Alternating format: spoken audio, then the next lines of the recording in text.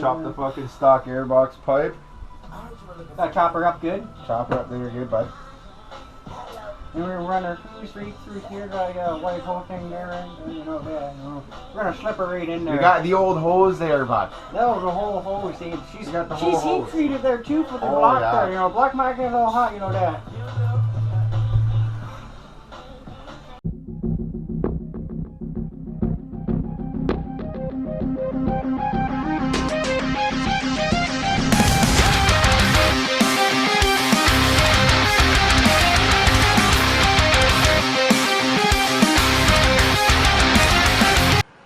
Hey guys, it's Ford Truck Guy. Today I'm going to talk about how I built my snorkel. So I had a few comments asking some questions, so I'll just make a video for you guys. I'll tell you exactly what I used, and it took me about a day to do it, so you can definitely do it with a buddy in the garage, have a case of beer, get it all done in a day. Yeah, it wasn't too bad. It wasn't too bad. We had to do a little bit of cutting around here, as you guys already saw. But yeah, other than that, I mean, it was pretty good. I didn't think it was too complicated. I mean, we're celebrating with a beer, so. So anyways, we'll start with PVC pipe. We bought some 2-inch PVC pipe, bought some 45, some 90s, kind of guessed what we needed, and she worked out pretty good.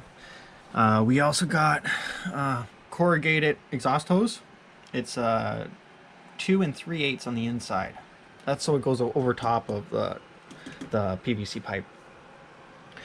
We bought 2 clamps, 2.5-inch clamps. I went a little heavy duty on the clamps. They're really nice, so I just wanted a good seal. And we bought the U-bolts, 2.5-inch U-bolts to go around the pipe to mount it to the rack. And we just grabbed some window caulking here. I think we just had some laying around in the garage, to be honest with you, so we just used this and it's worked out really good.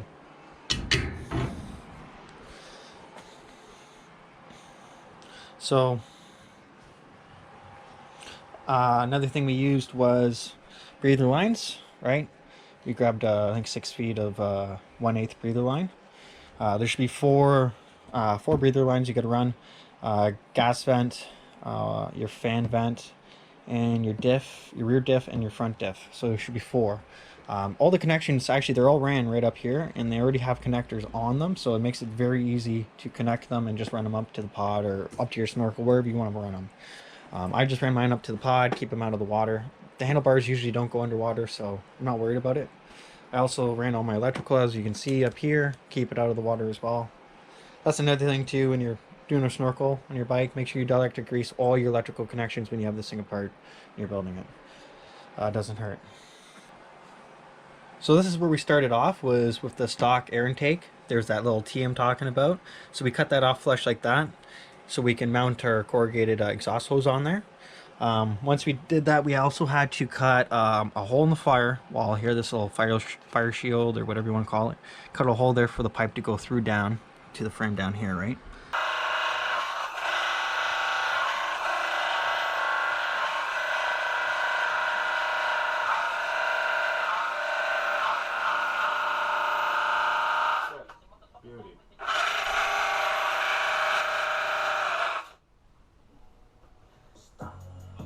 No, cut the pipe. Oh yeah, because that pipe. Cut like 2 inches on it, and then they can clamp to the pipe. That was the plan, isn't it? This is so fun. Bending your YouTube. I know. I wonder who's gonna see this. That's perfect. It sits in between the motor and the gas tank, and that's why I went with the exhaust hose, so it can take the heat. Maybe something to keep in mind if you have that option. I didn't like the kits. They came out, it looked like pretty cheap hoses and stuff, so I went with this. It cost me 20 bucks, and it's reliable. It's held up for a 1.5 years, 0 issues. One thing I did have to do to make everything work is I had to compress it. I had to flatten it out just a little bit there so it would fit in between.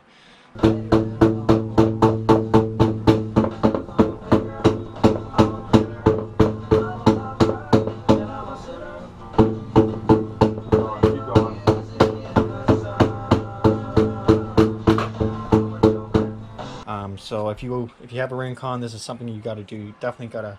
Now this is a bigger hose too I went with, so if you go with the kits, they're a lot smaller hoses. I went with an oversized. I wanted to go oversized with the air so it gets less air. So I went with, like I said, 2 3/8 inside diameter of the hose, and I think the intake down here is 1 7/8, 1 5/8, somewhere around there anyways. So I went overkill with the hose, made sure I didn't go anything smaller than 2 inches, and you should do the same thing just so you have lots of air. So once we got that cut and everything mounted and it squished down, we had to connect it here to the PVC. We had to do some cutting and take it apart and make sure we get the right size.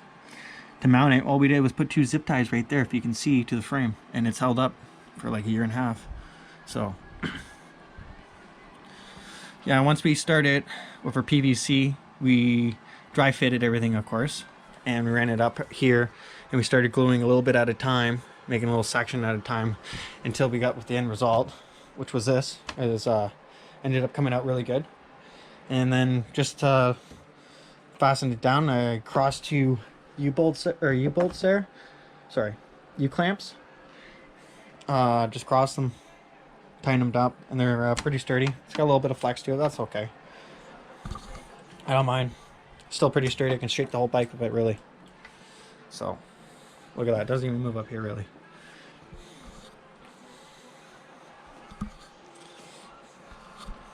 So the airbox, was the last thing we did. We after we got everything all fitted and everything worked great, we took everything apart. We took the airbox out, and we took everything that's connected to it. So it should be the boot for your intake, the boot for your outtake here that goes into your block, your vent line, electrical sensor, and another vent line. We took all that off. We cleaned everything. There's some Honda factory caulking on there, so you want to clean that off and put your own stuff. Use Marina plastic, plastic and rubber stuff, like windows. You know, any of that Marina caulking will help out too, because it's good for almost everything. So we caulked all that. We resealed everything up, and except for the drain hole, the drain cap for the bottom there. We didn't seal that because we want to be able to remove and drain water if we ever do. After you put everything together, first test, we didn't seal up the airbox. It has the O-ring in it, so I figured it would be okay. It did suck some water in, so I wasn't too sure if it was coming from there. I guess it was, but I wasn't too sure. So I just put a dab of caulking around the edge, and sure enough, that sealed it up. I've had no water in there since. We might get a little splash up here sometimes, don't get me wrong, but usually you get half a cap filled on that drain plug, so it does pretty good. Stays dry. I love it. Like I said, another thing to do is make sure you dielectric grease all your electrical. Take everything apart. You got your plastic off. You're doing your snorkel. Take everything apart. Dielectric grease everything too. It'll help you out in the long run. For the paint, really, we just left the black on it. We didn't, as you can see, there's the number still on it. We didn't care. I just got the girlfriend to splatter it. I put a list of what I had to go out and buy and use for this, so you guys can go out and do it yourself. Like I said, I spent $40. It was a pretty cheap way to make your own snorkel, and it works great.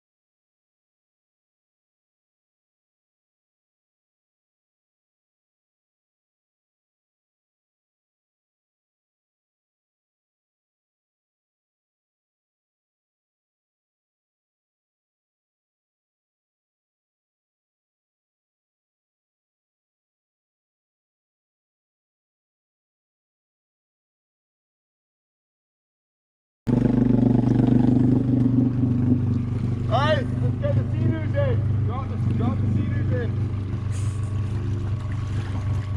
Fuck, that's deep. That is fucking deep.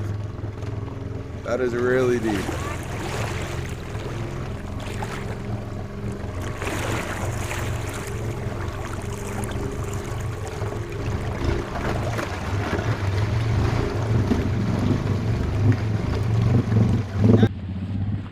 It sounds like it stalls. Yeah, it's very quiet underwater.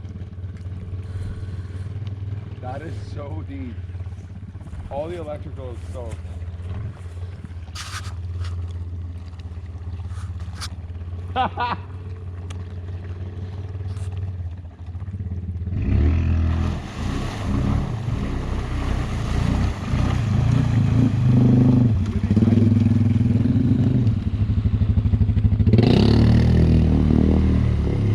These left taillights out.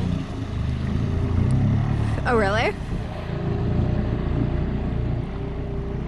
That's deep out there, man. This is fucking nuts. Oh.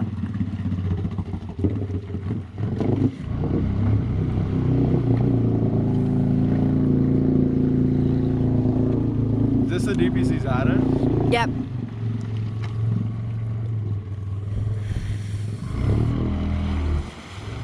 He's gone rack steep before, but I don't think this low.